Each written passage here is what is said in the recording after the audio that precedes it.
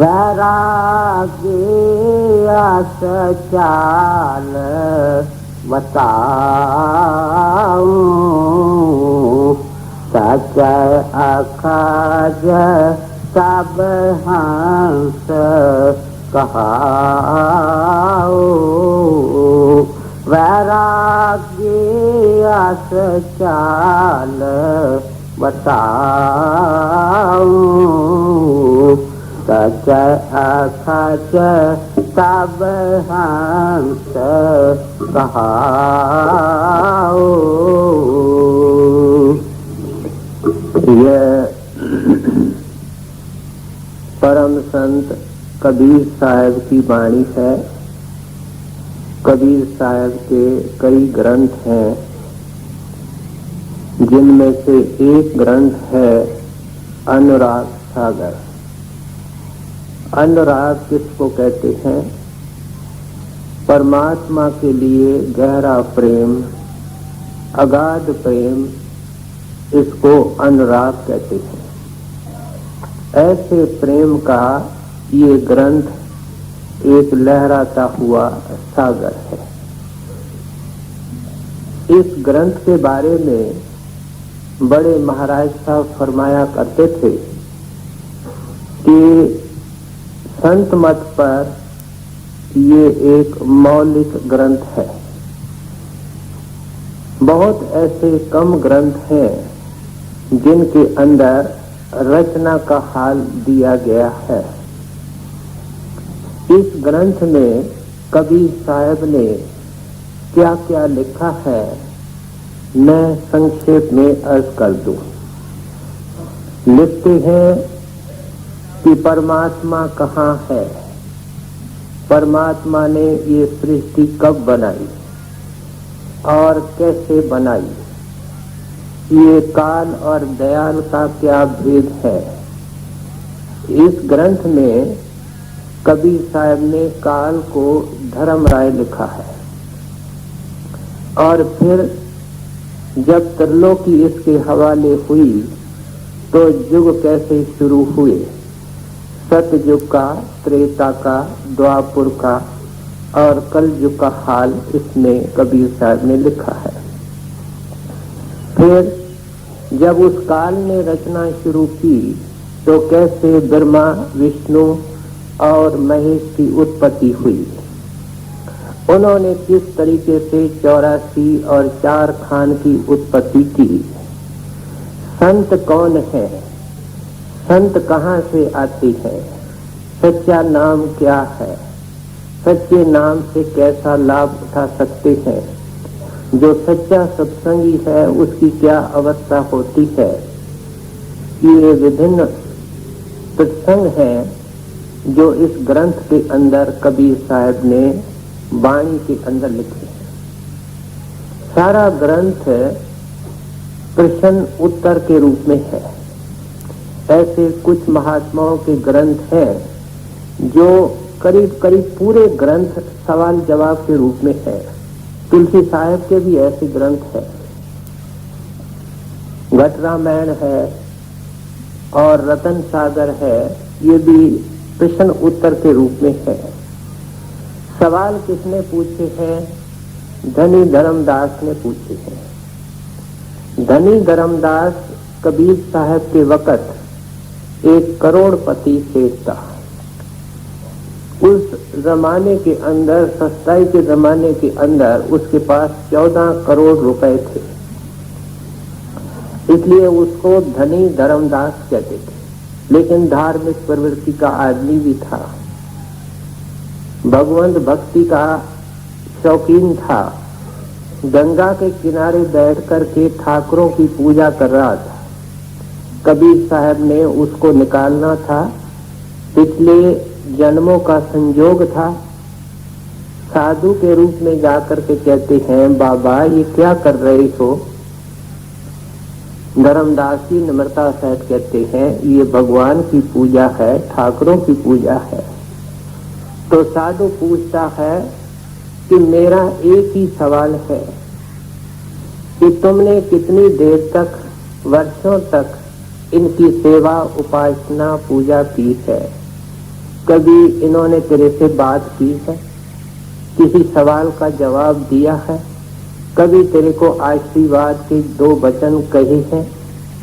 ये कह करके वह साधु अंतर्ध्यान हो गया। धर्मदास जी बड़े सोच में पड़ गए कि साधु ने तो सही बात कही। इन्होंने तो मेरे से कभी बातचीत नहीं की, कभी मेरे को आशीर्वाद नहीं दी। मैंने सारी जिंदगी इनके पीछे लगाई, लेकिन क्योंकि आगे का रास्ता नहीं मिला, ये काम चलता रहा। कबीर साहब को निकालना था।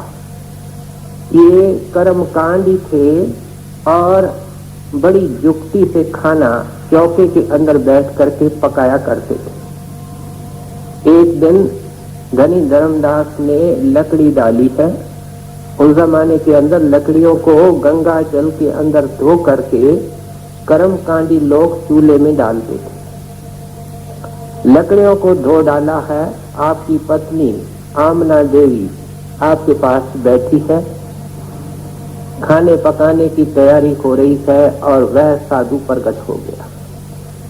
कहता है, धर्मदास तुम बड़े पापी हो। अब कोई भी पत्नी अपने पति का अपमान सहन नहीं कर सकती। माता आमना जो आपके पास बैठी थी वह जानती थी बड़ा धर्मात्मा है, तो साधु को कहती है, पापी तू है, मेरा पति तो धर्मात्मा है। उस जो माता आमना ने कहा उसको तो कबीर साहब ने अनदेखी कर दी और धर्मदास को कहते हैं, धर्मदास ये जो लकड़ी तूने चूल्हे में डाली है इसको जरा निकाल। जब निकाली, कहते हैं इसको तोड़। जब तोड़ी तो उसके अंदर से सैकड़ों हजारों जिंदा कीड़े निकल पड़े। कहते हैं, अब बता कि तुमने अपने जिंदगी के अंदर जो खाना खाते हो लकीर खींच करके युक्ति के साथ, कितने असंख्य कीड़े तुमने मारे होंगे, कितने की जान दी हो। और फिर अगर मैं कहता हूं तू पापी है तो क्या गलत है? ये कह करके वह साधु अंतर्ध्यान हो गया। अब समय आ गया था, धर्मदास को सख्त चोट आई। आमना को कहने लगा कि तूने साधु को क्यों टोका? और अगर ये साधु पहले भी एक बार मेरे पास गंगा के किनारे होके मेरे को चिता के गया, अगर तू नहीं टोकती मैं शायद इस साधु से कुछ ज्ञान लेता, आगे का रास्ता पूछता। तो आमना देवी क्या कहती है कि साधुओं की क्या कमी, गुड़ के ऊपर मक्खियां उड़ करके आती हैं, तो एक यज्ञ कर दे, ब्रह्म भोज कर दे, सब साधु आएंगे, वह साधु भी आ जाएगा। धर्मदास काशी में रहा करता था, उसके पास बेअंत माया थी। उसने ब्रह्म भोज रचा, यज्ञ किया और बेअंत साधु आए, लेकिन जिस साधु की खोज थी वह नजर नहीं आया। इतिहास कहता है, एक के पीछे दूसरा, दूसरे के पीछे तीसरा, कई यज्ञ किए, माया लुटाता गया, अंदर में तीर लग चुका था। और अब जब तक वो घाव नहीं भरता, चैन से बैठने वाला धर्मदास नहीं था। पैसा लुटाता गया, यज्ञ करता गया, काशी को भी छोड़ा और शहरों में जाकर के यज्ञ किए, कहीं उस तरफ का साधु हो। आखिर सब पैसे खत्म होने लगे और आखिरी दाव लगाया और इसने अपना अंतिम यज्ञ जाकर के मथुरा में किया। जब यज्ञ हो गया, साधु आ गए, मनोरथ पूरा नहीं हुआ, साधु को आंखें खोज रही है, साधु नजर नहीं आता और जैसे जैसे नजर नहीं आता, इनकी उसके प्रति आस्था, श्रद्धा और प्रेम बढ़ता जाता है। ये कोई रवाजी साधारण महात्मा नहीं है। अब जब सब पैसे खत्म हो गए, अंतिम यज्ञ भी हो गया, कहते हैं अब घर को जाके क्या करूंगा? अब तो जिंदगी का कोई स्वाद नहीं रहा, दुनिया का धन भी गया और परलोक का धन भी नहीं मिला। अब जीने का कोई स्वाद नहीं, अब डुबकी लगा करके, छलांग लगा करके ये जो जमुना सामने बह रही है इसमें ही मर जाऊंगा। लेकिन अगर यहाँ छलांग लगाता हूं तो लोग देख लेंगे, बाहर निकाल लेंगे। कुछ दूर जाऊं, सुनसान के तरफ जाऊं, वहां जा करके अपने आप को पानी के अंदर फेंक करके जिंदगी को समाप्त कर दो। जाता है, जब थोड़ी सी एकांत की जगह में पहुंचता है तो साधु मिल जाते हैं। खूब रोया, क्योंकि ऐसी हालत में और क्या हो सकता है। दिल भर आया और जी भर करके इसने रोया। और कबीर साहब को, वो साधु कबीर साहब थे, कहने लगे, महात्मा जी मेरे को कंगाल करने में आपको क्या सवाद आया? कहते हैं, धनी धर्मदास सुन, इससे पहले अगर मैं तेरे पास आता तो लोग कहते कि इसके धन को देख करके कबीर साहब इसके पास गए। तेरी पत्नी ने भी यही कहा था कि गुड़ के ऊपर मक्खियां, सच्चे साधु मक्खियां नहीं होती। कोई फिक्र न कर, अगर एक किस्म का धन गया है तो उसके एवज में दूसरा धन मिलेगा, आत्म धन मिलेगा। और ऐसा धन मिलेगा कि तू खूब खाएगा और कुटुंबियों को खिलाएगा, दुनिया को खिलाएगा, फिर भी वह जो धन है वो कम नहीं होगा, सवाया होता जाएगा। और कबीर साहब ने ये करके ही दिखाया। इनके अंदर अनुराग था, बड़ा गहरा प्रेम था, और धनी धर्मदास को उसने अपने जिंदगी में, कबीर साहब ने अपना रूप बना लिया, महात्मा बना लिया। और जाते वक्त संगत का काम उनके हवाले किया, उसको गति देकर के गए। तो इस धर्मदास ने ये सवाल उस वक्त पूछे हैं जब अभी अंदर का रंग नहीं चढ़ा है, अब जिज्ञासा है। और जिज्ञासा के तहत इसने ये सारे सवाल पूछे हैं जो इस अनुराग सागर के अंदर संग्रह किए गए। आज का जो इनका सवाल है, आज जो इस सत्संग का प्रसंग है, वह ये है कि महाराज जी, गुरुदेव कृपा करके समझाओ कि वैरागी के क्या लक्षण होते हैं। आम तौर पे वैरागी को हम समझ नहीं पाते। वैरागियों को हम जंगल में ढूंढने जाते। ये आम संसारी आदमी की मान्यता होती है कि वैरागी अगर आपको ढूंढना है तो किसी उद्यान, जंगल, पहाड़ में ही मिलेगा, और वो घर बार को छोड़ चुका होगा, भगवे पहनता होगा, कंद मूल के ऊपर गुजारा करता होगा, कोई विशेष झोपड़ी के अंदर, आश्रम के अंदर नहीं रहता होगा।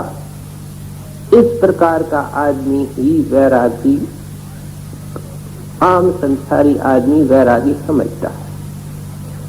लेकिन ये हमारे समझने के अंदर गलती है। महात्मा बड़े वैज्ञानिक तरीके से हमको समझाते हैं। कहते हैं, अगर तूने उदासी बन करके कपड़े छोड़ दिए, कपड़े का रंग बदल दिया, तूने घर छोड़ दिया, तुमने बालों को मुंडा लिया या रखा लिया, तुमने बाहर का कोई भी परिवर्तन किया, अच्छी तरह समझो कि अंत वेले तो ये सब शरीर के साथ नीचे रह जाते हैं। त्याग तो कुछ हुआ नहीं, क्योंकि ये बाल भी यहाँ रह जाएंगे, ये घर भी यहाँ रह जाएगा, ये कपड़े भी यहाँ रह जाएंगे। जो अंत वेले त्यागना है, तूने जिंदगी में उन बाहर मुखी चीजों को त्याग दिया। लेकिन अंत वेले क्या होता है कि दुनिया की इच्छाएं, दुनिया की तमन्नाएं इंसान जब चलता है त्याग नहीं सकता, क्योंकि मन इसके साथ चलता है, इच्छाएं मन में होती हैं। और इसलिए त्याग और वैराग क्या है? मन के इच्छाओं का परित्याग है। पहले अच्छी तरह समझना चाहिए। जैसे बांसुरी होती है, बांसुरी के अंदर से बांसुरी बजाने वाला बड़ा मधुर संगीत पैदा करता है, यहाँ तक कि सांप जिसके अंदर विष होता है वह खामोश हो जाता है, अपने आप को भूल जाता है। लेकिन ये तब संभव है जब बांसुरी अंदर से पोली है, अंदर से खाली है। गुरु क्या चाहता है, संत क्या चाहता है? इसको अंदर से पोला करना चाहता है, इसकी सभी वासनाएं, सभी इच्छाएं खत्म करना चाहता है। फिर इसके जीवन में वो जो अर्शी संगीत है उसको ये भरना चाहता है। फिर वो सांस निकलेगा, दिल को छेड़ने वाली आवाज निकलेगी, मन को मस्त करने वाली वो आवाज निकलेगी जो मुक्ति देती है, शांति देती है, असली वैराग देती है। ये है वैराग का असली अर्थ कि अपने आप को भुलाना, संसार को भुलाना। संसार को भुलाने का अर्थ संसार से अपनी तमन्नाओं और इच्छाओं को जड़ मूल से निकालना।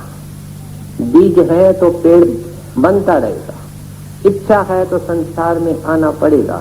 पलटू साहब की कुंडली एक बार हमने ली थी, बीज वासना को जड़े तब छूटे संसार। कहते संसार से तुम्हारा छुटकारा नहीं होगा जब तक इच्छा का बीज तुम्हारे हृदय के धरती में मौजूद है। अब ये जब तक बीज जड़ से उखाड़ा नहीं जाता, इसका आना जाना बनेगा। ये त्यागी नहीं बन सकता, अनुरागी नहीं बन सकता, वैरागी नहीं बन सकता। जब तस्वीर का दूसरा पहलू देख लेता है जो आकाशों के पीछे है, हम आकाशों के नीचे देखते हैं, ये तस्वीर का एक पहलू है और आकाश के पीछे तस्वीर का दूसरा पहलू है अति सुंदर। जब उसको देख लेता है, ये नीचे देखना पसंद नहीं करता, ये वैराग है। और जैसे आपने सुना, कबीर साहब ने तो धनी धर्मदास को वैराग का रंग चढ़ा दिया, खूब चढ़ा दिया। लेकिन ये उस वक्त की अवस्था है जब धनी धर्मदास की जिज्ञासा की अवस्था में थे। पूछते हैं, कृपा सिंध आप मेरे को अच्छी तरह खोल के समझाओ कि वैरागी के क्या लक्षण होते हैं। उत्तर दे रहे हैं और ये पहला दोहा है। कहते हैं, वैरागी अतिचाल बताऊं, तजे अखज तब हंस कहाऊं। कहते हैं हंस वैरागी है। हंस कौन है? आत्मा। अभी हम आत्मा और शरीर का एक मिश्रण बना हुआ है, मिक्सचर। शरीर नाशवंत है, आत्मा अमर है। दोनों के मेला को हम मनुष्य कहते हैं, इंसान कहते हैं। लेकिन जब इनका संबंध टूट जाता है जिंदगी में, जिसको जीते जी मरना कहते हैं, जब ये हो जाता है तब कहते हैं कि असली वैराग आता है। अब कहते हैं इस वैरागी ये तब हंस बनता है। अब आप पूछ रहे हो कि इस हंस की क्या चाल होती है, और इसके लिए पहला शर्त जो कबीर साहब पेश कर रहे हैं वह है तजे अखज, अखज को छोड़े। अखज शब्द का अर्थ क्या है?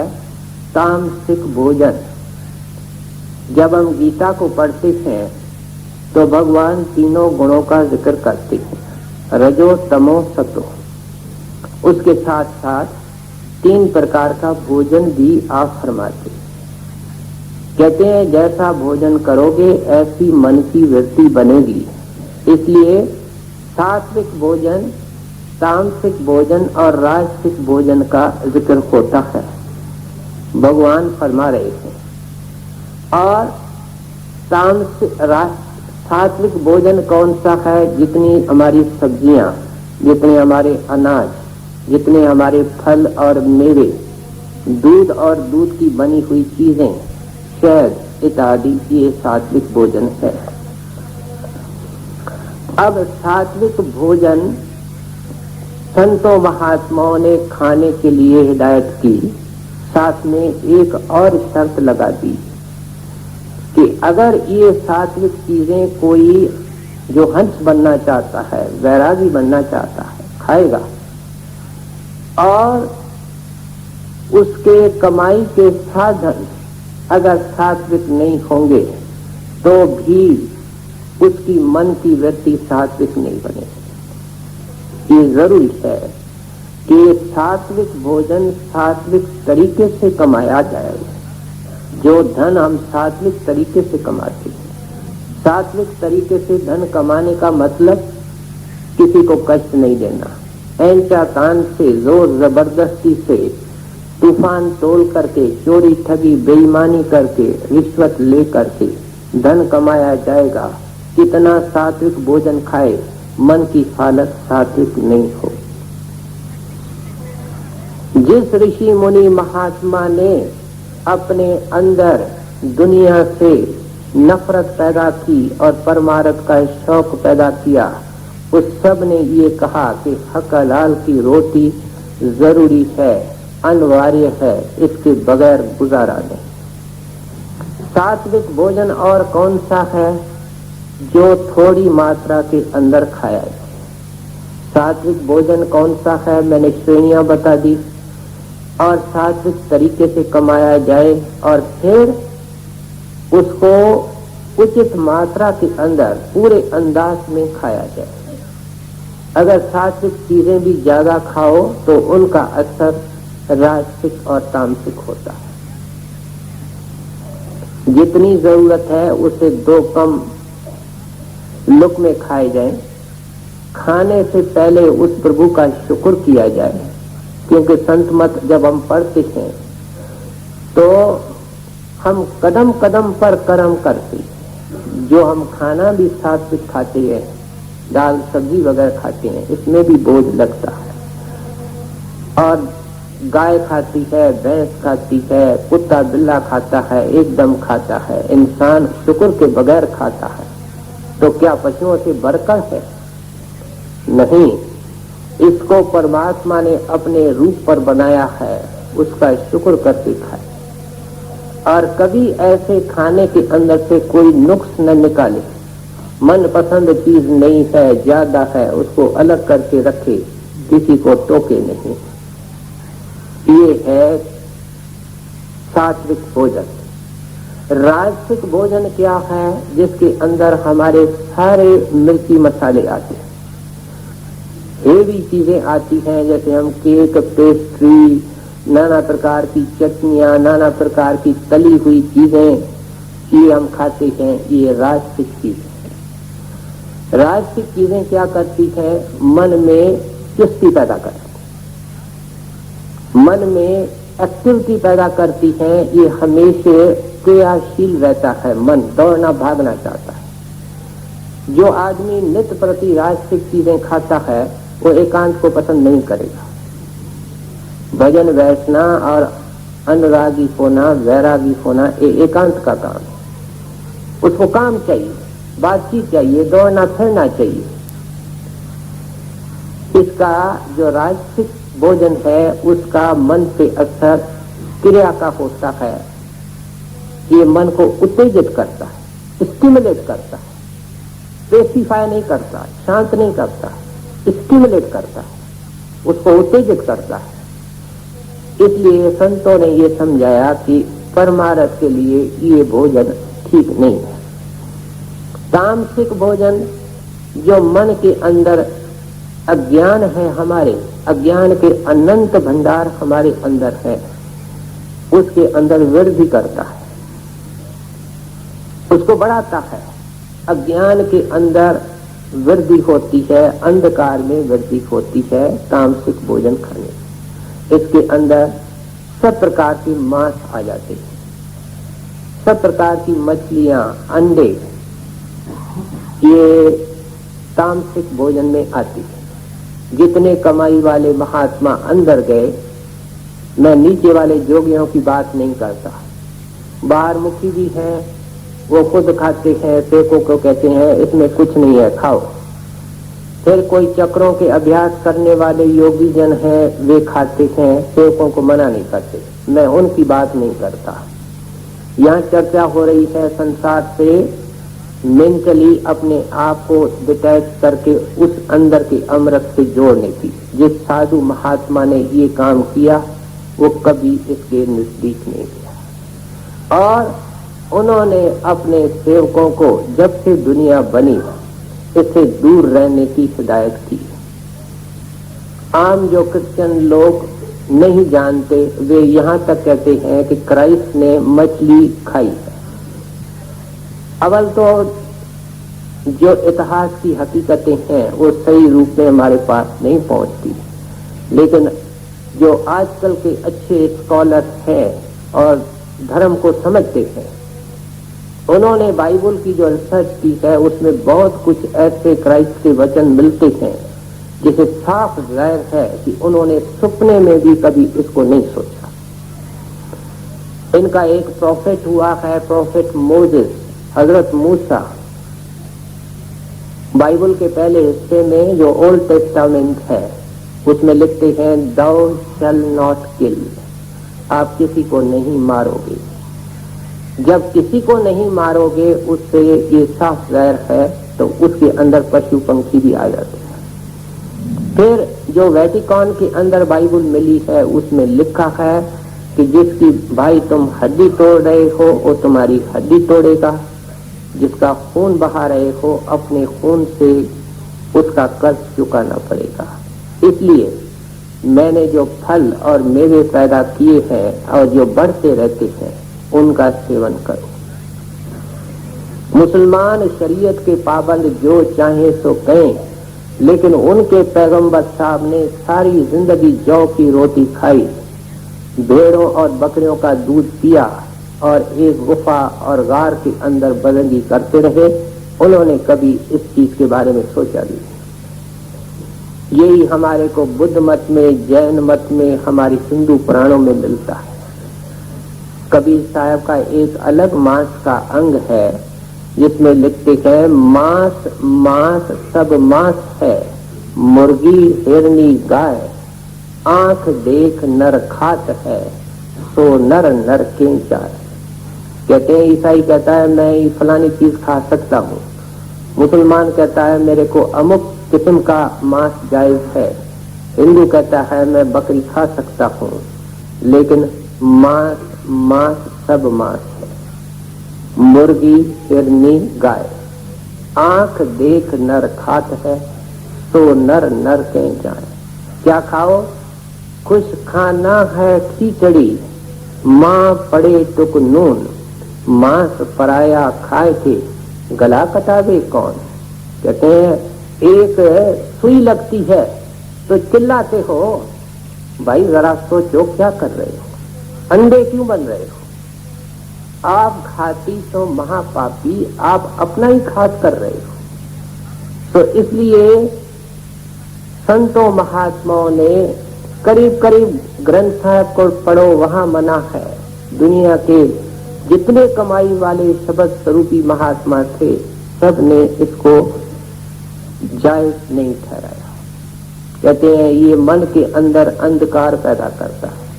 बहुत सारे लोग इससे नफरत करते हैं, लेकिन डॉक्टरों ने उनके मन में एक भ्रम पाया हुआ है कि इसके खाने से शरीर का बल और शक्ति बनी रहे, लेकिन ये भी आउटडेटेड ख्याल है। जो मांसाहारी देश है, यूरोप और अमेरिका के डॉक्टरों ने रिसर्च की है। एक डॉक्टर कैरिंगटन है, उसने तो सारी जिंदगी इसी विषय पर रिसर्च की है और इस नतीजे पर पहुंचे हैं कि फल मेवे सब्जियां वगैरह इनके अंदर हमको ऐसे तत्व मिल सकते हैं जिससे कि इंसान बहुत तंदुरुस्त रह सकता है। इंसान अजीब अकल का मालिक है। अगर ये प्रकृति के तरफ देखे तो हाथी के अंदर कितना बल है और हाथी क्या खाता है। अगर परमात्मा एक हाथी से इतना बड़ा काम घास के द्वारा ले सकता है एक घोड़ा जो सारा दिन तांगा चलाता है और घास खाता है, तो क्या परमात्मा में इतनी समझ नहीं थी कि इंसान जो थोड़ा चलता फिरता है उससे घास के ऊपर रख सके? ये केवल हमारा मन है जो हमको इस तरफ ले जाता है। क्यों ले जाता है? क्योंकि ये मांस खाने की आदत हमको हर जूनी के अंदर पड़ चुकी है। कीड़े क्या खाते हैं? देखो पंछी क्या खाते हैं, बैठे हैं, कीड़े खाते हैं। ये करीब करीब कुछ जानवरों को छोड़ करके बाकी सारी प्रकृति के अंदर मांस खाया जाता है। ये हमारी एक जन्म की नहीं, करोड़ों युगों की पुरानी आदत है। फिर महात्मा कहते हैं कि जिस चीज को तुम असली रूप में, जिस रूप में तुम देखते हो उस रूप में नहीं खा सकते, वह चीज खाने के लायक नहीं। मेवा है, सब्जी है, अनाज है, उसको तुम देख भी सकते हो, खा भी सकते हो। कोई आदमी कच्चा मांस जो लहू और खून से भरा हुआ है नहीं खा सकता, मछली को नहीं खा सकता। फिर ये डॉक्टर लोग हमको कह रहे हैं कि जब जानवर काटे जाते हैं तो उनको कई बीमारियां होती और खाने वाले को कोई पता नहीं होता मैं किस जानवर का मांस खा रहा हूं। अमेरिका के अंदर ये सिद्ध किया गया है कि सबसे ज्यादा कैंसर और ये टीबी केवल मांसाहारी जीवों को होती है और इन जानवरों से होती है जिनको ये बीमारियां हैं। तो परमार्थ की दृष्टि से देखा जाए, स्वास्थ्य की दृष्टि से देखा जाए तो ये भोजन वंचित है, मन में अंधकार पैदा करता है, प्रभु के घर से दूर करता है। इस अखज के अंदर दूसरा क्या आता है? जितने नशे हैं, शराब, पोस्त, गांजा, आफीम, जितने भी नशे हैं ये सब अखज में आते हैं। महात्माओं ने इसकी मना की। क्यों? मैंने अर्ज किया है, शराब फारसी शब्द है, शर का मतलब है शैतान, आपका अर्थ है पानी। ये शैतान का पानी है। जो शैतान का पानी पीता है वह शैतान बन जाता है, वह रहमान से दूर हो जाता है। कबीर साहब अपने वाणी के अंदर क्या लिखते हैं? अवगुण कहूं शराब का, सुन लीजिए ज्ञानवंत। कहते हैं तुम ज्ञानवंत हो, ज्ञान लाना चाहते हो, इंसान बने हो। ये क्या करता है शराब? कहते हैं मानिश से पशुआ करे, द्रव गांठ से दे। द्रव किसको कहते हैं? पैसा। कहते हैं पैसा देता है, ऐसी चीज ले आता है जो इसको पशुआ, मानिश से पशुआ करे, जो इंसान से इसको हैवान बना रही है। इंसान से हैवान बन रहा है और गांठ से पैसे खर्च कर रहा है। कहते हैं भाई ज्ञानवंत तू सोच ले, शराबी जो होता है उसके अंदर एक इनहेरेंट वीकनेस होती है कि वो कभी खास अंदाज में कहे कि मैं सारी जिंदगी इस अंदाज में पीऊंगा, ये कदाचित नहीं होगा। उसके अंदर एक कमजोरी निरंतर होती है, वो मात्रा, वो अंदाज बढ़ता जाता है। और जब शराबी या कोई और नशेई नशा ले लेता है तो उसको ये पता नहीं होता है मैं कहाँ हूँ, मैं अपने घर में हूँ कि पराये घर में हूँ, मेरे सामने अपनी औरत है कि पराई औरत है, मैं अपने धन को हाथ लगा रहा हूँ कि पराये धन को हाथ लगा रहा हूँ। शराबी को इसकी कोई होश नहीं होती। कई किस्से आपने सुने होंगे कि शराबी जब शराब से मखमूर होता है और जो बात करता है सुबह को उठ करके बिल्कुल उसके उलट कहता है। तो इसलिए कहते हैं थोड़ी मोटी अकल, छोटी मोटी अकल जो प्रभु ने तेरे को दी है, ऐसी चीज खा करके पी करके उसको खत्म करना, इंसान से पशु बनना, ये अकलमंद और ज्ञानवंत का काम नहीं। तो अब कबीर साहब से सवाल पूछा गया है कि महाराज जी वैराग कैसे आए, दुनिया से कैसे निकले, उस परमात्मा से कैसे जुड़े, उसका मन में कैसे अनुराग आवे, प्यार आवे। तो कबीर साहब बड़ा सिस्टमेटिकली धर्मदास जी को समझा रहे हैं कि उसकी पहली चाल पहला लक्षण क्या होता है कि इस तामसिक भोजन से, इस अखज से वो परहेज करता है। ये केवल पहला कदम है। मकान की फाउंडेशन बनती है, फिर मकान बनता है। अब कैसे कैसे ये फाउंडेशन बनेगी, कैसे कैसे ये भक्ति का मकान बनेगा और कैसे ये ऊपर जा करके वैरागी और भगत बनेगा, इसको आप आगे ध्यान से सुनिए। वैरागी आस चाल बताऊं, सचया खच तब हंस कहाओ, जीवतया राखे और माही, मन वचन करम कात कौनाही। अच्छी तरह समझा रहे हैं। कहते हैं ये संत जन जो खुद वैरागी है, प्रभु के मस्ती के अंदर मस्त होते हैं, दुनिया में रहते हैं, लेकिन उस साहब के मस्ती के अंदर उनको दुनिया का कोई मैल नहीं लगती। वैराग का अर्थ क्या है कि दुनिया का जो राग है उससे हमारा मुख मुड़ जाए। राग क्या है? अटैचमेंट। दुनिया की अटैचमेंट निकल जाए और उस प्रभु की अटैचमेंट आ जाए। कहते हैं ये जो महात्मा जन होते हैं, संत जन होते हैं, इस तामसिक भोजन की, अखज की मना इसलिए करते हैं क्योंकि इसके अंदर हिंसा है। और ये हिंसा कौन सी है? ये कर्म की हिंसा है। जीव दया राखे और माही। कहते हैं सभी जीवों के ऊपर दया रखने वाला ही वैरागी बन सकता है।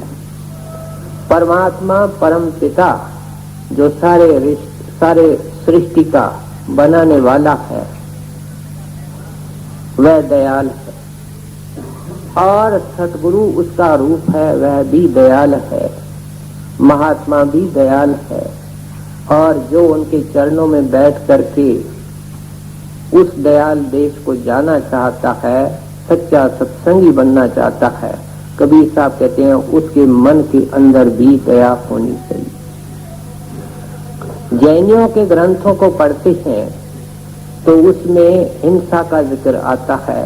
बार बार हिदायत की जाती है कि अहिंसा का पालन करो। मांस खाने की मना भी अहिंसा के आधार पे की जाती है।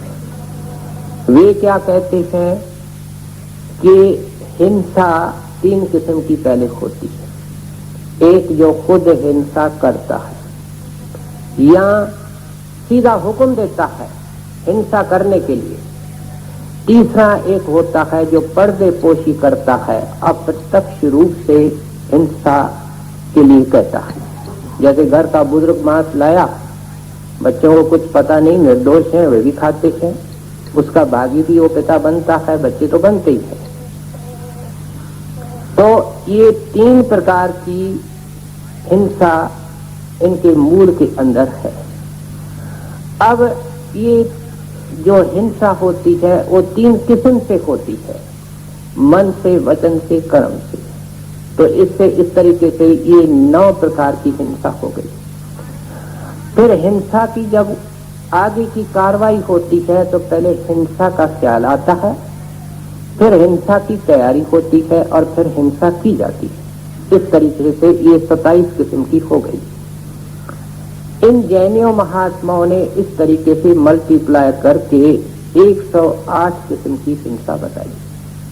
ये लंबा मजमून है। हमारे जितने ग्रंथ हैं सब महात्मा कहते हैं कि ये जो दया है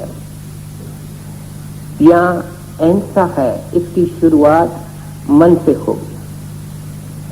हिंसा का विचार पहले मन के अंदर पैदा होता है और उसके बाद कर्म होता है।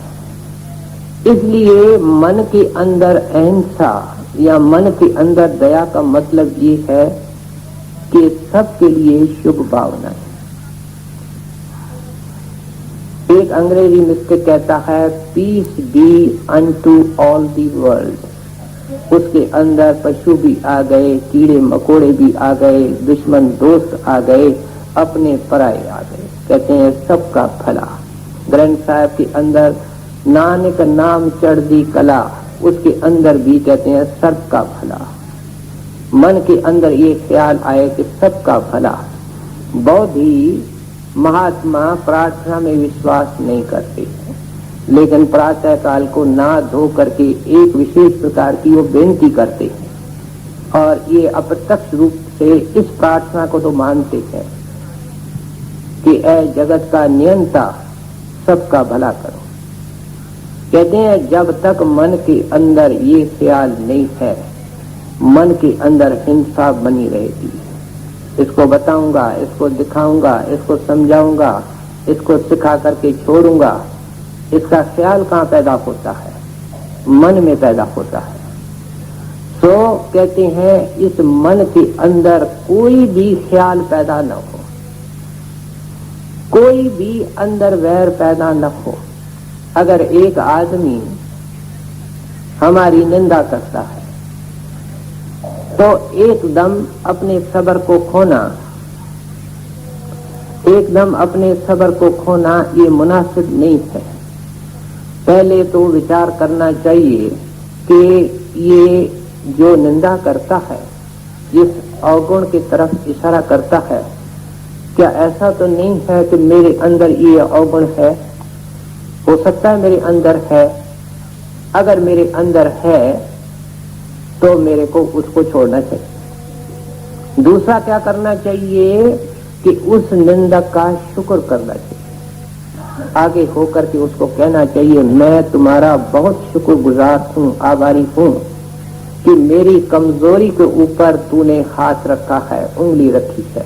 मैं कोशिश करूंगा इसको छोड़ने की। तो इसलिए आप बता रहे हैं कि मन के अंदर ही हिंसा पैदा होती है। अगर ये अवगुण हमारे अंदर नहीं है तो ठीक है, मालिक का शुक्र करें, सतगुरु का शुक्र करें कि सतगुरु आपकी दया से हमारे अंदर ये नहीं है। अगर ये सोचता है तो खैर इसको भी माफ करना, इसका भला, लेकिन ये शुक्र है कि हमारे अंदर ये चीज नहीं, और कृपा करके इसे बचा के रखना। तो ऐसे आदमी के मन के अंदर शुभ भावना, दोस्त दुश्मन अपने पराये के लिए बनी रहती है। ये जो हम आम कहते हैं कि दुनिया में लड़ाइयां लग रही हैं, उससे हमारा कोई वास्ता नहीं, लेकिन हमारा भी उसके अंदर योगदान है। हमारी बहुत बड़ी कंट्रीब्यूशन है। जो लड़ाइयां बड़ाइयां झगड़े दुनिया में रहते हैं, उनके अंदर हम भी अपना एक चंदा देते हैं। वो किस तरीके से? जब मियाँ बीवी घर में लड़ते हैं, जब बाप बेटा घर में लड़ता है, जब दो दुकानदार लड़ते हैं, जब दुकानदार और ग्राहक लड़ता है, ये सोचता है कि मैं तो कुछ नहीं करता हूँ, मैं तो एक छोटे दायरे के अंदर बैठा हूँ। लेकिन जो मनोवैज्ञानिक है कहते हैं एक विचार जो मन में पैदा होता है सारी दुनिया में फैल जाता है। हजूर महाराज जी एक बड़ी रोचक वार्ता सुनाया करते थे कि एक बार बीरबल अकबर को यही बात समझाना चाहता था, लेकिन अकबर नहीं मान रहा था। अकबर और बीरबल एक बार सैर करने के लिए निकले। बादशाह को बादशाही कपड़े नहीं थे, वेशभूषा नहीं थी। कहने लगे बादशाह, अब उस सामने खेत में एक जमींदार खड़ा है, तुम उसके बारे में बुरे बुरे ख्याल मन में रखो। अकबर को कहता है। 10 मिनट के बाद अकबर को बीरबल लेकर के जाता है उस जमींदार के पास, और जमींदार को क्या कहता है कि इस आदमी को जानते हो? कहता नहीं, मैं तो नहीं जानता हूँ, क्योंकि वो तो सादे लिबास में था। तो उनसे पूछते हैं तुम्हारा इसके बारे में क्या विचार है? अच्छी तरह देख करके अकबर की तरफ वह जमींदार कहता है मेरे को तो ये बहुत लुच्चा और बदमाश आदमी लगता है। 10 मिनट पहले अकबर ने उस जमींदार के बारे में उल्टा सुल्टा सोचा था। हम कहते हैं हम तो कुछ भी नहीं करते, हम रात दिन दुनिया के अंदर जो तूफान चलते रहते हैं उसको प्रोत्साहित करते हैं, उसमें चंदे देते हैं, उसमें योगदान देते हैं, हमारा नाम भी उनकी लिस्टों में है। तो कहते हैं ये सब शुरुआत कहाँ से होती है? हमारे मन से होती है। मन में सबके लिए दया सबसे बड़ी बात है कि निंदक के लिए, दुश्मन के लिए, आलोचक के लिए, पराये के लिए शुभ भाव और दया हो। और फिर कहते हैं अगर मन की ये हालत है तो कर्म की हिंसा होगी नहीं। और ऐसा आदमी कभी मांस मछली के नजदीक तो क्या जाएगा? किसी का दुख दर्द और परेशानी देख करके मक्खन की तरह पसीज उठेगा, पिघल जाएगा। और जितना हो सकता है कहते हैं परमार्थी के मन के अंदर ये भाव जरूर होना चाहिए, हम बड़े पत्थर दिल हैं, क्योंकि इन कोमल दिल महात्माओं की वाणी का असर नहीं लेते।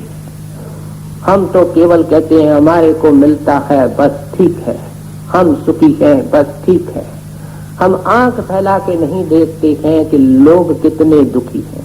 अगर संत इस तरीके से सोचें, जिस तरीके से हम सोचने लगे हैं, तो वे क्यों सचखंड से आएंगे? वे क्यों यहाँ दुनिया करके तेरे को सिखाते हैं कि तेरे को भी इस देह के अंदर बैठ करके दया करनी चाहिए, मदद करनी चाहिए। हजूर फरमाया करते थे कि एक मुसलमान जिज्ञासु कोई हज को जा रहा था, कोई जाहिद, और रास्ते के अंदर क्या देखता है कि एक कुत्ता है, उसके ऊपर बैलगाड़ी इस तरीके से निकली है कि उसके चारों पांव टूट पड़ा है। अब पहले तो सोचा मैं तो हज को जा रहा हूं, मैं कहां कहां इसको लेके फिरूंगा, ये पलीत जानवर है। तो कहता है नहीं, शुभ भाव आया, यहाँ इसकी कौन देख रेख करेगा, अकेला पड़ा है। अब इसको कंधे पे उठाता है, कुएं के पास ले जाता है और कहता है कुआं बंजर था, सुनसान जगह नहीं, उसके ऊपर रेत था, कुछ रस्सी वगैरह डोल नहीं था। अब इसके ऊपर पानी डालूं, इसको कुछ पानी पिलाऊं, शायद इसके होश आ जाए, बच जाए। इस ख्याल से बड़े बड़े पत्ते होते हैं जंगल में, उनको इकट्ठा करके दोना बनाया और अपनी पगड़ी उतारी, साफा उतारा, उसके साथ बांधा, लेकिन पानी नीचे था। फिर अपना कुर्ता उतारा, उसको उस पगड़ी के साथ बांधा, नीचे उतारा, पानी नीचे था। अब कहता है क्या करूं? इधर उधर जंगल सुनसान था, देखा कोई नहीं है, खुदा तो देखता ही है और वो खुदा का काम कर रहा था। उसने सलवार भी उतार दी, नग्न हो गया और सलवार को बांध करके जब वो दोना डाला तो पानी से भर करके निकल के आया। 2-4 बार निकाला, उसको पिलाया, उसके ऊपर छिड़का, उसको होश आई। अब उसको फिर कंधे पर उठाया और चला वापस शहर के तरफ, बस्ती के तरफ। कोई मस्जिद जो पहली नजर आई, मुल्ला को कहता है ये पैसे, अब देखो कुछ सेवा करना भी सीखो, जब तक मैं हज से वापस न आऊं इसकी देख रेख करना। और वापस उसके हवाले कुत्ता करके चलने लगा। रात जहाँ पड़ी वहां लेटा, तो जिसको हम आकाशवाणी कहते हैं, मुसलमान फकीर उसको बशारत कहते हैं। बशारत हुई कि मेरे एक जीव की तूने संभाल की है, उस पर दया की है, हज तो तेरे को तेरा कबूल हो गया, उससे बढ़कर के तेरे को फल मिल गया। अब तुम हज को जाओ न जाओ तुम्हारी मर्जी। एक मुसलमान कमाई वाला फकीर, शायद मौलाना रूम साहब लिखते हैं, दिल बदस्त आवर कि हजे अकबर अस्त।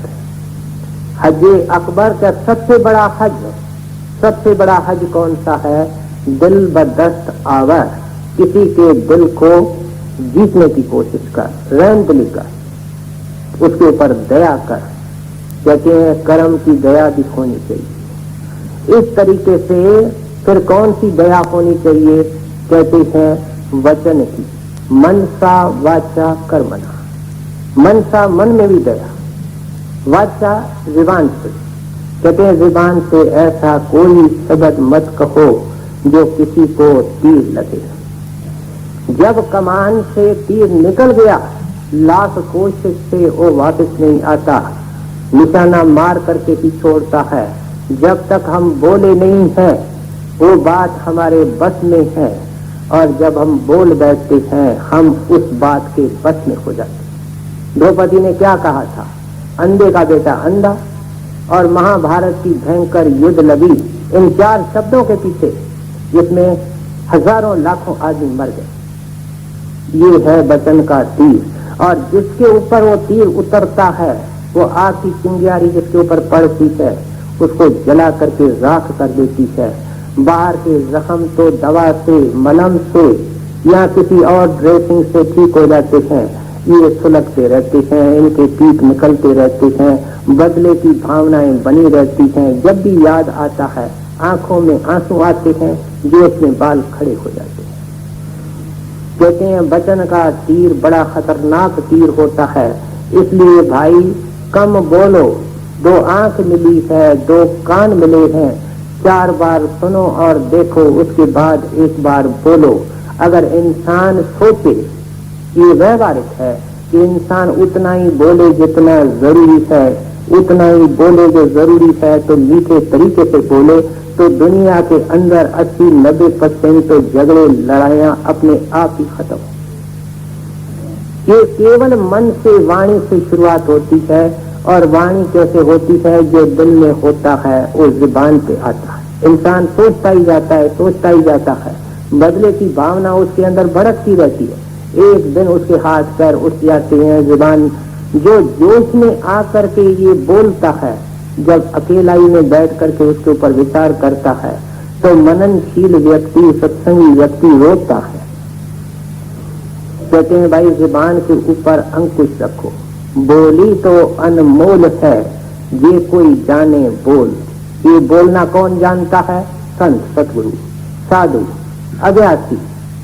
कहते हैं इसके अलावा बाकी तो बोलना कोई जानता ही नहीं। कैसे बोलना है? ये तराजू तोल के फिर मुख से बोल। कहते हैं अपने हृदय के तराजू में तोल, क्या इसके बगैर गुजारा नहीं होगा? बोलना ही पड़ेगा। जितना मुनासिब है उतना बोलो और खामोश रहो। और कहते हैं कि जब बोलो तो मीठा बोलो। परमार्थी हंसमुख होता है, प्रसन्नचित होता है, मधुरभाषी होता है। नतीजा क्या होता है कि वो दुश्मनों को भी दोस्त कर देता है, उसके मन में भी कुछ नहीं होता। दुश्मनी कौन कितने दिन करेगा? जो दुश्मनी करता है लौट करके उसको वो फल देता है। बच्चे क्या करते हैं? पेड़ को पत्थर लगाते हैं, और पेड़ क्या करता है? उनको लौट करके मेवे देता है। क्या हम परमार्थी बनने लगे हैं? हम पेड़ जैसे भी नहीं है। वो पत्थर लगाते हैं, वो उनको मेवे देते हैं। कहते हैं ऐसा आदमी जो वैराग का रंग लेना चाहता है उसको ऐसा बनना पड़ेगा।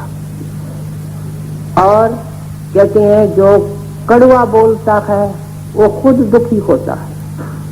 अगर आज हमको ये पता चले कि हमारे दुश्मन कितने दुखी हैं, जो हमारे लिए उल्टा सुल्टा सोच रहे हैं, गोलियां लेकर के नींद कर रहे हैं, तो हम कभी भी मन के अंदर किसी के प्रति द्वेष नहीं रखेंगे। क्षमा से शांति का विस्तार होता है। तो इसलिए आप उपदेश करते हैं कि जीव दया राखे उर माही। उर का अर्थ है हृदय। अपने हृदय में, अपने मन में, जब मन में दया रखेगा तो वचन से और कर्म से भी हिंसा नहीं होगी। ये सब तैयारी हो रही है इसकी बैरागी बनने की। जीवता राखे और माही,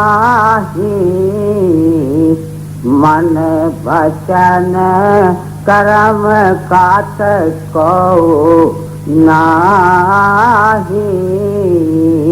प्रेम भगति आने जेल माही द्रोकात त्वेक चेतवे नाही। अब इतना जो कुछ कबीर साहब ने समझाया, इतना तो हम आमतौर पे दुनिया के लोग जानते हैं। क्या जानते हैं भाई? मनुष्य अच्छा ये है कि जो मांस मछली नहीं खाए, गंदी चीजें नहीं खाए, झूठ न बोले, सबकी मदद करे, हृदय को शुद्ध रखे, सच बोले, मीठा बोले, ये सब हम जानते हैं। इसको अंग्रेजी में हम मोरालिटी कहते हैं, एथिक्स कहते हैं, और हिंदी में इसको नैतिकवाद कहते हैं, नेक पाक बनना। अब ये जो मोरलिस्ट हैं, नैतिकवाद के अंदर जो विश्वास रखते हैं, ये जहां तक जाते हैं बिल्कुल सही दिशा में कदम है। वैरागी की ये तैयारी है, मकान की ये फाउंडेशन है, सफर की ये तैयारी है। अब आप देखो, जब हम सफर की तैयारी करते हैं, सब ध्यान से ये बातें सोचने की हैं। सफर की तैयारी उस वक्त होती है जब हम कोई काम अपने सामने, कोई मकसद रखते हैं, इस जगह में हमको जाना है इस काम से।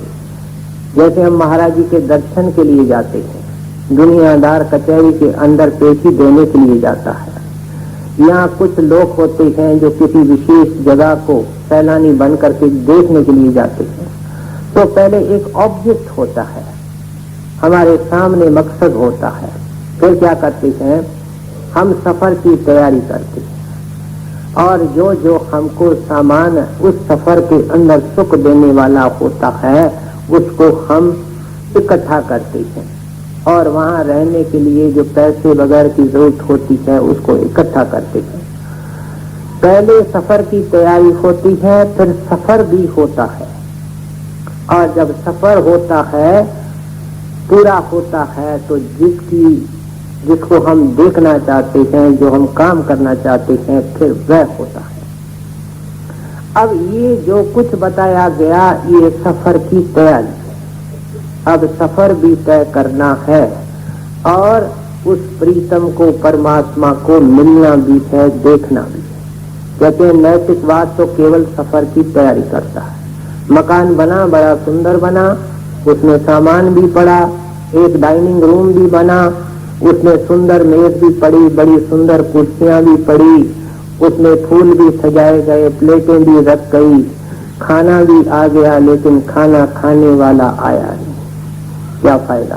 सारी मेहनत, कोई फायदा नहीं हुआ। हाँ, उस मकान से जरूर अच्छा है, जहाँ कीड़े मकोड़े हैं, गंध है, लेकिन कोई फायदा नहीं। नैतिकवाद के पीछे हम पड़े, और इस बर्तन को, हृदय को हमने भक्ति और प्रेम और रूहानियत से नहीं भरा, कोई फायदा नहीं। दुनिया का आना जाना बना रहा। कहते हैं अब क्या करना है? कहते हैं भक्ति भाव हृदय के अंदर पैदा करना है, उस प्रभु के लिए सच्चा प्यार। जिस प्रभु से हम प्यार करना चाहते हैं, वह प्रभु इस सारी रचना के कण कण में है, तो हमारे शरीर में भी है। जब कण कण में है तो हमारे शरीर में भी है, और उस प्रभु की भक्ति हमको अंतर्मुख होकर के शरीर में ही करनी। कैसे करें? अगर हमको ये पता भी प्राणों से चलता है कि हमारे मस्तक या घट में वो प्रभु है, तो इस घट में कैसे जाएं? कान के द्वारा जाएं, नाक के द्वारा जाएं, मुंह के द्वारा जाएं, कैसे इसमें अंदर जाएं? इसका हमको कोई पता नहीं, हम कोरे हैं, अज्ञानी। हमको क्या करना पड़ेगा?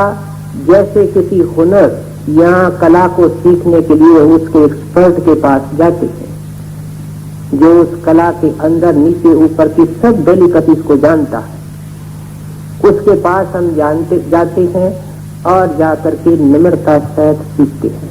कोई भी हुनर और कला सीखनी है तो उस्ताद की ताबेदारी करनी पड़ेगी, निम्रता सहित उनके चरणों में बैठना पड़ेगा। कहते हैं ऐसे भगवंत का जो भगत है, जिसने दुनिया के रंग उतार दिए, जिसके मन में कोई दुनिया की इच्छा नहीं, न पैसे की, न इज्जत की, न सेहत की, न सामान की, न दौलत की, कुछ भी नहीं।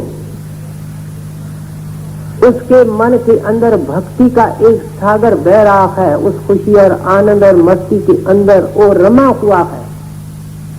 उसके आंख में मस्ती है, उसके जुबान में मस्ती है, उसके चाल ढाल में मस्ती है।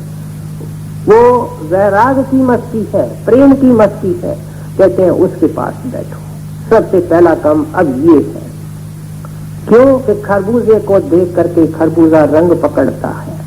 जो नमक के खान के अंदर चीज डालते हो वो नमक का रूप हो जाता है। कौन सी भी कोई भी चीज डालो। कहते हैं इन महापुरुषों भक्तों के संगत में बैठना होगा। वो भक्ति के अंदर मखमूर है, लिवलीन है और भगवंत उनके अंदर बैठा हुआ बोलता है, शिक्षा देता है और वही शिक्षा सही शिक्षा होती है। मनुष्य नजर आता है, भगवंत ऊपर आकाशों के, ये मनुष्य कैसे भगवंत का रूप हो सकता है। ये तो इन महात्माओं की वाणी कहती है, जिन्होंने अपने आंख से देखा, न केवल अपने आंख से देखा, हमारी भी आंख बनाना चाहते हैं कि तुम अपने आंख से देखो और फैसला करो। अपने आपको आप पहचानो। स्वामी जी कहते हैं आपको आप पहचानो, कहा और का नेक न मानो। कहते हैं हमारी बात क्यों मानते हो, पहले विश्वास करो, आंख बनाओ और अपने आंख से देखो, फिर हमारे बात का तुम विश्वास रखो। जब न देखो, जब लग न देखो अपनी नैनी, तब न पति जो गुड़ की बैनी। ये गुण कहता है, कहते हैं मेरे बैन मेरे वचन, उसके ऊपर प्रतीक नहीं रखना। जब न देखो अपनी नैनी, अपने आंख से देख। कहते हैं अपने आंख से देखने के लिए तेरे को उस भगत की संगत करनी पड़ेगी। वो देखने में भगत है, गुरमुख है, महात्मा है, संत है। वो देखने में कबीर है, पलटू है, क्राइस्ट है, दादू साहब है, लेकिन वो है साहिबों का साहिब। वो साहिब के गोद में बैठ गया, साहिब के उस सतनाम के सागर के अंदर समा गया। कबीर साहब कहते हैं कई दो आंखें हैं लेकिन उसमें नजर एक होती है, ऑब्जेक्ट एक जाता है। तुम्हारे दो कान हैं, उसमें आवाज एक जाती है। ठीक उस तरीके से हस्तियां दो नजर आती हैं, लेकिन जो महात्मा अंदर जाते हैं वे कहते हैं केवल देखने का भेद है। अगर किरण धरती पर है तो हम उसको धरती पर देखते हैं, वो धूप के रूप में नजर आती है, लेकिन क्या वो सूरज से जुड़ी हुई नहीं है? क्या सूरज से वो अलग है? ये मोटा एक ज्ञान है, मोटी एक मिसाल है। ठीक उस तरीके से वो धरती पर है, वो आकाश में है, लेकिन उनका आपस में अटूट संबंध है। वो जो यहाँ है वो उसमें अभेद हो चुका है, जो ऊपर है वो उसके अंदर प्रत्यक्ष हो चुका है। कहते हैं ऐसे भगत के पास बैठ और उसके संगत से कैसे लाभ उठाना है, कैसे क्रमवार ये वैराग का रंग लेना है, इसी को ही कबीर साहब आगे खोल करके समझाते हैं। प्रेम पगते आने तेल माही, द्रोह काट त्रिग चेतवे नाही, लेवे पान मुक्ति की चापा,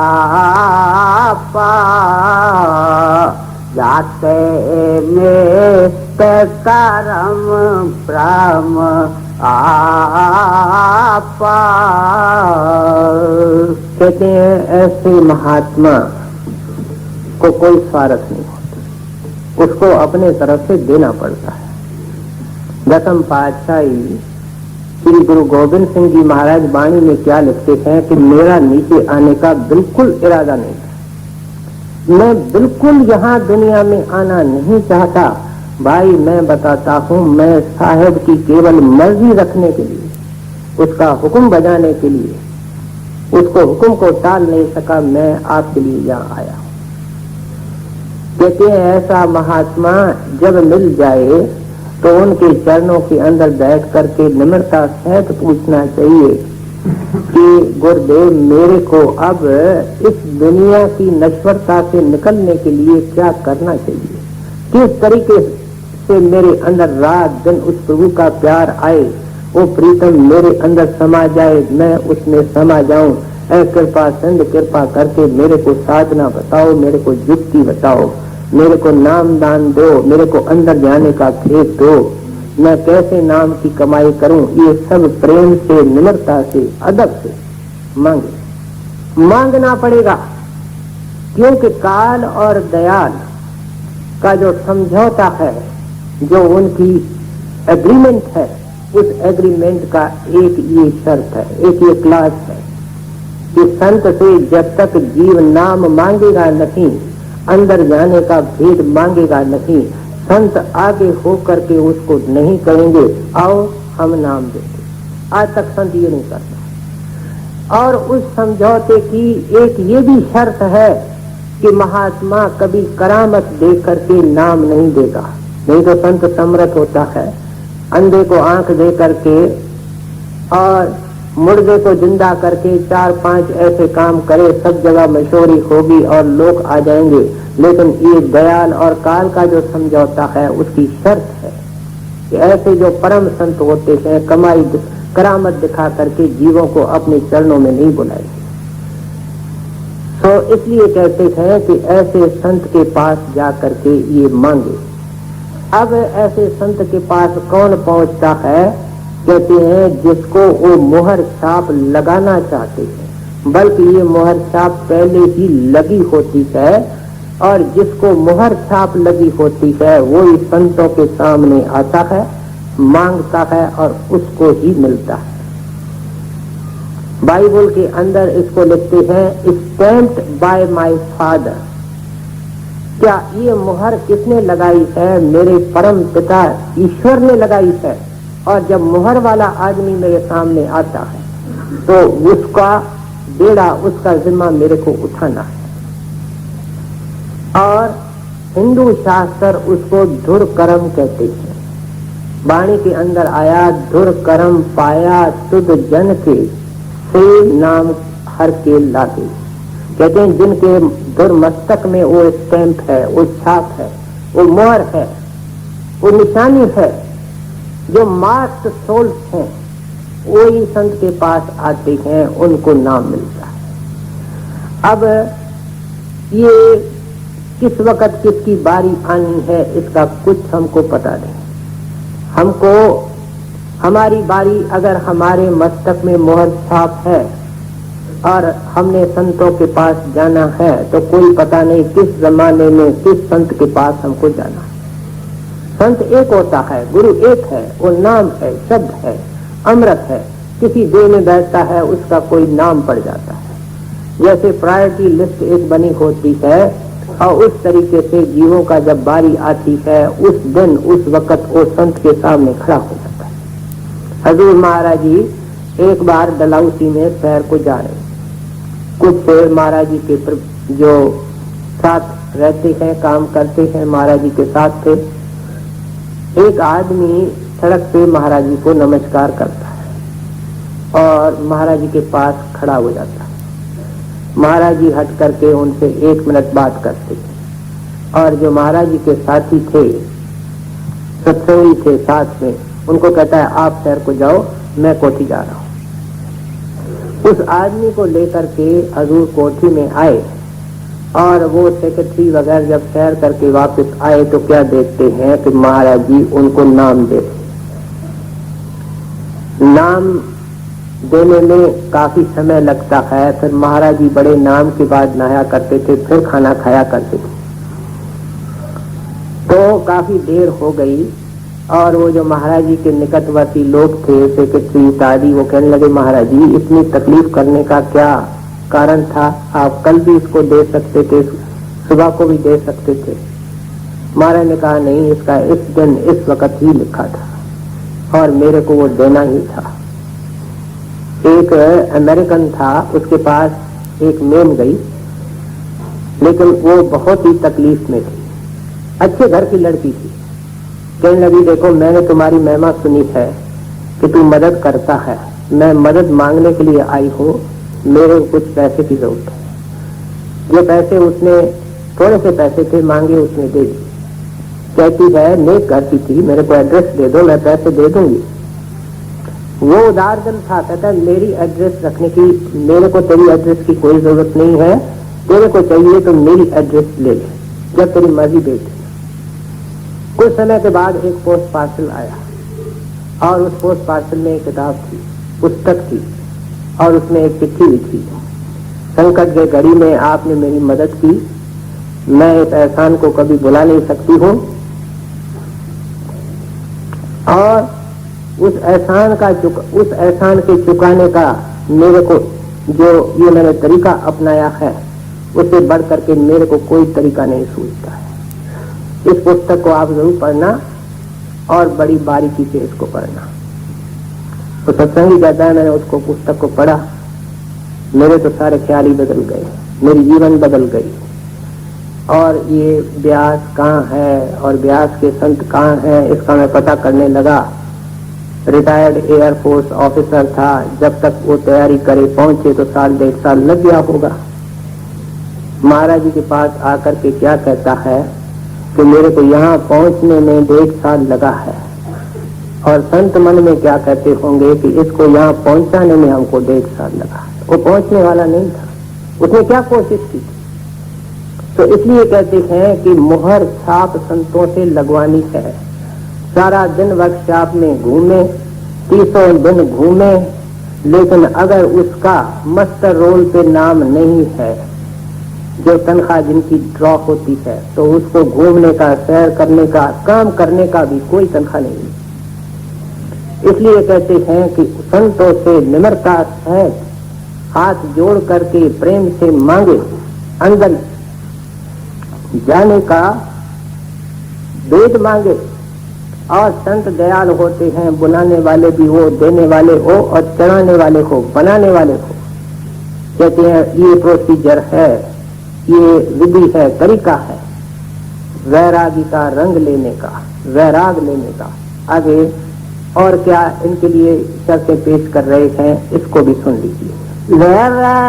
पान मुक्ति की सापा जाते मेट करम ब्रह्म आपा हंसता सातर पंथ चलावे श्रवणी कंठी कला कला गावे रोखा का करे आहारा निसदन सोमरे नाम हमारा। देखिए कितनी जो शिक्षा है कितनी सिस्टमैटिक है, एक एक कदम, एक एक पौड़ी ऊपर चढ़ा रहे हैं। कहते हैं अब सतगुरु मिल गया, भगवंत का भगत मिल गया, उसने दया कर दी, उसने चरणों में शरण दे दी, अंदर का भेद दे दिया। कहते हैं अब क्या करना है। कहते हैं वैरागी अगर बनना है तो जीवन को सरल बना दो, सादा बना दो, अपनी इच्छाओं को कम करते जाओ, पहले वाली रूढ़ियां मान्यताएं उनको पिघलाता जाओ। ये तुम्हारे खाने पीने सैर तमाशे के जो शौक है ये ढीले करते जाओ। मिनिमम पॉसिबल अपनी नीड्स रखो, क्योंकि आप देखिए जितनी हमारी ये बाहर की पदार्थ होंगे उतना उनको समय देना पड़ेगा। अगर किसी के पास अलमारा भरा हुआ है वस्त्रों का तो उसको मेंटेन करना और उसको साफ करना, उसको पूरे तरीके से रखने में भी टाइम चाहिए। ऐसे बड़े बड़े राजे होते हैं जिनका एक कमरा तो जूतों से भरा होता है, एक कमरा उनके सैर करने की जो वॉकिंग स्टिक्स होती हैं उनसे भरा होता है, एक कमरा छातों से भरा होता है। कहते हैं इसका तो कोई अंत ही नहीं है। और अगर जिंदगी को सरल बनाया जाए तो ये भी बहुत ही आसान है। हजूर एक जगह लिखते हैं कि जो संत मत है और संतों का मत है उसको हमने अपने अकल से बड़ा पेचीदा कर दिया, उलझा दिया। वरना संत मत तो कुछ भी नहीं है, बड़ा सरल है। चाहिए तो भगवंत की प्रीत चाहिए, इस मत में चाहिए तो गुरु की प्रीत चाहिए, और इस मत में चाहिए तो गुरु का नाम चाहिए, और इस मत में चाहिए तो गुरु के नाम की कमाई चाहिए, और कुछ नहीं चाहिए। कितना सरल। और हमने तो पता नहीं इसको दुनिया के चीनी और रेत को मिला करके इतना अंबार खड़ा कर दिया है कि अब चीनी चुप गई है, रेत ही रेत नजर आती है। हम सत्संगी भी दुखी ही दुखी, व्याकुल ही व्याकुल नजर आते हैं। कहते हैं जीवन को सरल बनाओ, अब दुकान को समेटने की कोशिश करो, और फिर कहते हैं इसके अंदर मदद करने वाली कौन सी चीज है, साधन कौन सा है, निस्दिन सिमरे नाम हमारा। जो संत नाम देते हैं, कबीर साहब हमारा नाम क्यों कहते हैं, जिसको कबीर ने नाम दिया। कहते हैं जो वक़्त का संत साधु भगत, इसका कोई नाम है, किसी जाति का है, किसी वर्ण का है, वो जो नाम देता है, कहते हैं निस और दिन, निस रात, दिन और रात उसका जाप करे, उठते बैठते चलते फिरते खाते पीते काम काज करते, ये उस नाम का सिमरन करे। इसलिए है कि जो दुनिया का सिमरन हम करते रहते हैं, बच्चों का, दुकान का, धंधे का, वस्त्रों का, खाने का, पीने का, शहर का, तमाशे का, ये धीरे धीरे सिमरन भूल जाए और नाम का सिमरन जोर पकड़े, मन के ऊपर चढ़ जाए, मन के चक्कर पर चढ़ जाए, और ये सिमरन उस चक्कर पे घूमने लगे। कहते हैं इसके लिए बड़ी मेहनत करनी पड़ेगी, बड़ा अभ्यास करना पड़ेगा। आप देखो सैकड़ों रस्सियों के साथ जो बंधा हुआ है वो हिल कैसे सकता है। इसलिए कहते हैं रूखा फीका करे आहारा। पहले तो ये रस्सियां खोलो, बहुत सारी रस्सियां तूने खुद बनाई है, और उन रस्सियों के साथ बांध के कहते हैं आओ कोई छुड़ावे भाई, तुमने बांधी है, खोलो। अब तुमने 10 जूते रखे हैं, ये कोई और आकर के कर सकता है, तुम खुद कम करते हैं और कोई इसमें मदद नहीं करेगा। तुम अपने जीवन को सरल बना दो, और फिर सरल बना करके ही इसकी नाम की कमाई करनी है। अब नाम की कमाई के लिए मैं कई बार अर्ज कर चुका हूँ कि जो संतों की आज्ञा के अनुसार 2-3 घंटा सुबह को बैठेगा, वो ही दिन भर सिमरन करने के अंदर कामयाब हो सकता है, और नहीं हो सकता। क्यों कि जब ये सुबह को बैठता है, इसकी आंखें बंद होती है और इसका शरीर भी शांत होता है, और फिर इसके पास कोई काम भी नहीं होता है, कोई जिम्मेवारी भी नहीं। उस वक़्त अगर इसका मन संसार के दुकानों में, खेतों में और चूल्हे चौके में, बच्चों के ख्यालों में, दुनिया की ऐशो ऐशत में घूम रहा है, कमरे के अंदर बैठा हुआ, आंखें बंद, कोई काम पास नहीं, तो भाई साहब विचार करें कि जब सड़कों पे चलेंगे और इतने लोग देखेंगे और इतनी आवाजें सुनेंगे, इतने आकर्षित हमारे सामने दृश्य आएंगे, उस वक्त हम कैसे सिमरन कर सकते?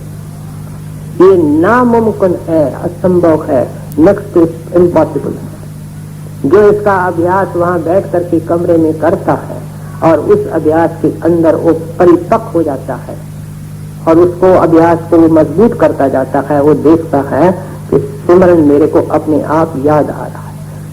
और ऐसा आदमी अकेला सैर करना पसंद करेगा। ये दोस्तों को दरवाजे से बुलाता है, चलो भाई सैर करने को चलो। अब जिसने परमार्थ को ये समझा है वो ठीक है, गुरु अपने रंग में छोड़ देता है। ये तो सवाल हो रहा है धनी धर्मदास का कि जिंदगी के अंदर कैसे उस बैराग का रंग चले, प्रभु प्रभु हमारे अंदर कैसे उभर आए, कैसे जोर पकड़े, संसार की नश्वरता किस तरीके से मन से निकल जाए। तो इसलिए कहते हैं उठते बैठते चलते फिरते खाते पीते इसके पीछे पड़ जाए, और वो तब होगा जब भजन बंदगी को टाइम देता जाएगा, बढ़ाता जाएगा। दरिया साहब किसी स्कूल में नहीं गए, अनपढ़ थे, कोई अक्षर भी नहीं जानते थे, और उन्होंने संत मत को बड़ा सरल करके समझा। मुर्शिद मिला दादू दयाल साहब मिले और कहा ये 5 नाम देता हूँ, इन 5 नामों को याद करना है और कुछ भी याद नहीं करना। आप अगर स्कूल के अंदर कोई आपको ऐसा विद्यार्थी मिले जिसको 10 साल लग जाए 5 नाम को याद करने में, आप क्या उसको अच्छा विद्यार्थी मानते हो? कहेंगे कितनी शर्म की बात है कि 10 साल में तुमने इतना भी याद नहीं किया। दरिया साहब को भी वही सबक मिला, हमको भी वही सबक मिला दरिया साहब ने कोई ग्रंथ नहीं पढ़ा, कोई स्कूल नहीं देखी, लेकिन खूब नाम की कमाई की। जो कबीर साहब कहते हैं निस दिन सिमरे नाम हमारा। और वो वैराग आ गया, साहब के दरबार में चले गए और हमको क्या कहते हैं, सकल ग्रंथ का अर्थ है, क्योंकि ग्रंथ अंदर है, वो एक ही ग्रंथ है और वो दिल का ग्रंथ है जिससे कि लाखों ग्रंथ निकले हैं। याद रखो, किसी ग्रंथ ने महात्मा नहीं बनाया, किसी शास्त्र ने महात्मा नहीं बनाया। जितने भी वेद शास्त्र हैं, ग्रंथ हैं, सब महात्माओं ने बनाए, सब ग्रंथ अंदर से निकले हैं। इसलिए कहते हैं कि जो अंदर चला जाता है, सकल ग्रंथ का अर्थ है सकल बात की बात। सारे परमार्थ का सार और अर्थ क्या है? दरिया सिमरन नाम का, जो नाम गुरु देता है, कर लीजिए दिन रात। कहते हैं दिन को करोगे तो रात को कर सकते हो, नहीं तो कैसे होगा? रात को तो ऐसे नहीं होगा, बड़ा जोरदार सिमरन हो जाए, दिन भर हो जाए, तब जाकर के धीरे धीरे पहले अच्छे सपने आते हैं, फिर वो सिमरन जारी होता है। तो कहते हैं ये जो परमार्थ का रंग लेना है, नाम लेकर के उसको केवल वॉच नहीं करना है, करेंगे करेंगे करेंगे, किसी दिन करेंगे, वक्त आएगा तो करेंगे। कहते नहीं, जब गुरु का नाम मिला तो उस नाम के कमाई के अंदर दिन और रात एक कर दे। रोखा फेंका करे आहारा, निस दिन सोमरे नाम हमारा, अपन ले तुम्हारो नाम, पछमोता है अमर पर धाम। कहते हैं अमरपुर धाम है, मैं वहां से आया हूं। कह कबीर हम धुर के भेदी, लाए हुक्म हजूरी। क्या हम उस साहिब से हुक्म लेके आए कि इन आदमियों के मस्तक में, जिनके धुर मस्तक में मैंने छाप लगाई है, उनको मेरे पास ले आओ। ये हुक्म होता है उसके लिए। और जिसको वो मंजूर नजर करता है, कहते हैं उसको वहां पहुंचाएगा। उस देश को क्या कह रहे हैं? पहुंचाऊं अमरपुर धामा। कहते हैं वो देश अमर है और मैं पहुंचाऊंगा। ये मेरा बेड़ा है, जिम्मा है, ठेका है, मेरी रिस्पॉन्सिबिलिटी है। कहते हैं कब पहुंचाऊंगा? जो कुछ मैंने काम बताया है। सात्विक भोजन खाओ, हक हलाल की रोटी खाओ, मालिक का शुक्र करके खाओ, मन में दोस्त दुश्मन के लिए सद्भाव रखो, सब जीवों के प्रति दया रखो। और फिर कहते हैं कि अपने अंदर से कपट, चोरी, ठगी, लालच निकाल दो। और फिर कहते हैं साधु की संगत करो, साधु से नाम लो, नाम की कमाई करो, नाम के कमाई में दिन रात एक कर दो। बाकी मेरी एक शर्त है, एक वार्निंग सिग्नल है कि तुमने यह सब कुछ कर दिया, अब तुम हकदार बनने वाले हो, घर के जाने का तुम हक रखते हो, लेकिन एक काम करना, एक बात से बचना, ओ पुण्य ने नाम तुम्हारा। कहते हैं तुम अपना नाम नहीं लेना, तुम ये नहीं कहना कि भाई मैंने ये कर दिया, ये सत्संगी दूसरे क्या करते, ये दुनिया के लोग कैसे अंधेरे में फंसे हुए। तुमने कहा और ऐसे सोचा तो खत्म। ईश्वरी दरवाजे उस वक्त बंद होते हैं जब ये कहता है मैंने किया, जब ये कहता है किया कराया तब गया, जब आया अहंकार। कहते हैं जो इसने किया वर्षों तक, जब इसको घमंड आ गया कि मैंने किया, मैं इतनी सेवा करती तो इसको पाया है, मैंने इतना भजन करके ये पाया है, ये ख्याल भी आया तो गया, क्योंकि ये करने वाला माफ करना नहीं है। सत्संगी कौन था? सत्संगी तो शराबी था, सत्संगी कबाबी था, सत्संगी निंदक था, लालची था, कपटी था। ये क्या था? इसकी क्या अस्थि है? इसका बनाने वाला, इसको शक्ल देने वाला परमार्थी, इसका निर्माता ये गुरु है, संत है। तो इसकी कौन सी महिमा है, इसकी कौन सी हिम्मत है? तो इसलिए कहते हैं जैसे एक पौधा है, उसको लगाने वाला माली उसको सींचने वाला माली, उसको बढ़ाने वाला माली। और जब फूल निकलते हैं तो माली तो खुश होता ही है। महाराज जी के साफ वचन हैं, गुरु खुश होता है जब सेवक नाम की कमाई करता है, सही रूप से उस वक्त खुश होता है जब अंदर जाता है।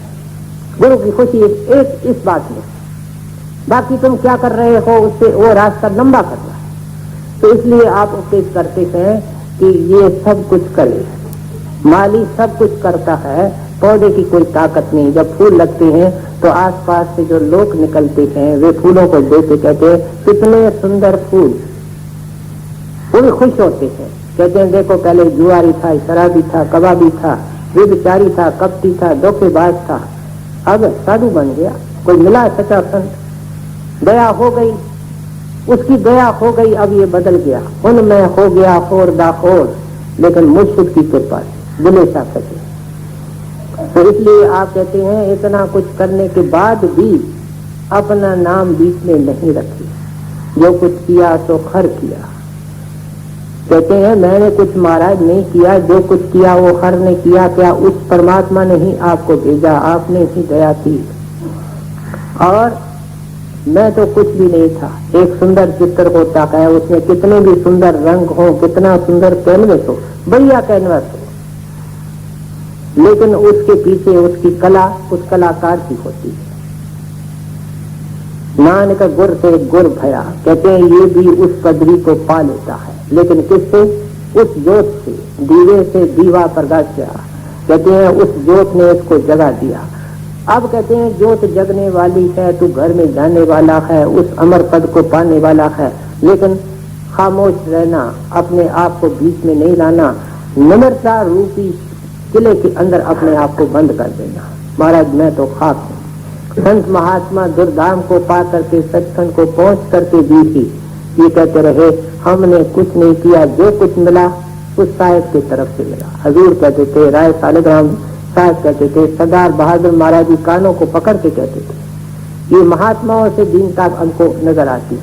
गुरु अमरदास जी महाराज को गद्दी मिली, इतने बुजुर्ग थे, करीब 100 साल की आपकी उम्र थी। गुरु अंगद साहब का लड़का नाराज हो गया कि बेटे को तो गद्दी नहीं ली और इस बूढ़े को गद्दी दे। एक दिन जोश में आकर के दरबार में बैठे हैं गुरु साहब, संगत बैठी है, और ऊपर चढ़ जाता है और गुरु साहब के चेहरे में लात मारता है। तो गुरु साहब क्या करते हैं, गद्दी से उतर आते हैं, नीचे आते हैं, और अंगद साहब के लड़के का नाम दासू था, उनके पांव को, उनके टांग को दबाने लगते। संगत हैरान हो जाती है, दबाते भी जाते हैं और कहते भी जाते हैं कि मैं बूढ़ा हूँ, मेरी हड्डियां निकली हुई हैं, तेरे चरण बड़े कोमल है, तेरे को चोट आई होगी। देखो ये है एक आदर्श, एक उदाहरण जो संत पेश करते हैं कि इस महान गति को पा करके भी वो कितने निमर होते हैं। तो समय हो चुका है, आगे काफी देर है। मैं सोचता हूँ कबीर साहब का जो आशय थी, जो मंशा था, जो उनका प्रसंग और मजमून था, वो काफी हमारे सामने खुल करके आ गया है कि वैराग कोई कपड़े बदलने से या घर बार छोड़ने से, ये छोड़ना है, ये छोड़ना है, ये छोड़ना है, कहते हैं तो मौत के वक्त भी छूटता है। अगर छोड़ना है तो संसार की इच्छाएं छोड़नी है, अगर पिघलाना है तो संसार की प्रीत पिघलानी है, नए सांचे के अंदर मन को डालना है। वो कौन सा सांचा है? नाम का। कहते हैं उसके अंदर ये जब पड़ जाता है, इसके ऊपर वैराग का रंग हो जाता है, तो वही प्रभु इसके लिए रह जाता है।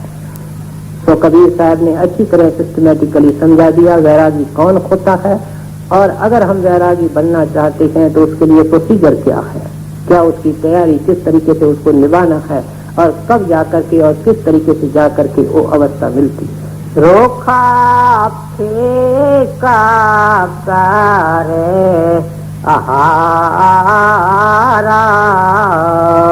इस दिन सोमवारे नाम हमारा, अपन ले तुम्हारो नाम पठमोता है आबार पर तामा अपन ले तुम्हारो नामा पठमोता है आबार पर तामा। राधा।